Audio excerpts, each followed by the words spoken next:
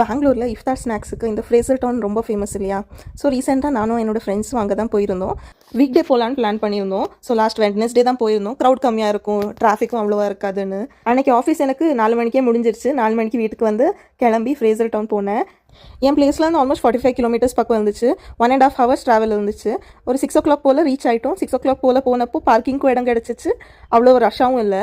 ஆனால் இன்னும் டைம் ஆக ஆக நிறைய க்ரௌட் வர ஸ்டார்ட் ஆயிடுச்சு. ஆனால் லாஸ்ட் டைம் மாதிரி அவ்வளோ ஸ்டால்ஸ் ஒன்றும் இல்லை. ஸ்டால்ஸ் கம்மியான மாதிரி இருக்குது. லாஸ்ட் இயரும் வந்திருந்தோம். லாஸ்ட் இயர் நிறைய ஸ்டால்ஸ் இருந்துச்சு. பட் இந்த டைம் ரொம்ப கம்மியான மாதிரி இருந்துச்சு. கலராக நிறைய ஐட்டம்ஸ் இருந்துச்சு.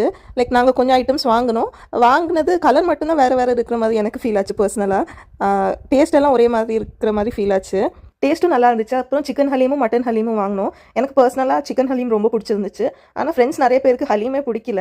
லாஸ்ட்டாக டெசர்ட்டுக்காக நான் இந்த ஸ்ட்ராபெரி சாக்லேட் வாங்கி முடிச்சிட்டேன். அப்புறம் ரிட்டன் வரும்போதும் அவ்வளோவா டிராஃபிக் இல்லை. வீக் டேஸ் போயிருந்தோம்ல. யூஸ்வலாக சிட்டிக்கு நாங்கள் வீக்கெண்ட்ஸோ இல்லைனா பப்ளிக் ஹாலிடே டைமில் தான் போவோம். அவ்வளோ பிளாக்காக இருக்கும். போகிறப்போ இருக்கட்டும், திரும்ப வர்றப்போலும் இருக்கட்டும். பட் இந்த டைம் வீக் டே போனதுனால, லைக் வெட்னஸ்டே போனதுனால ரோடே காலியாக இருந்துச்சு.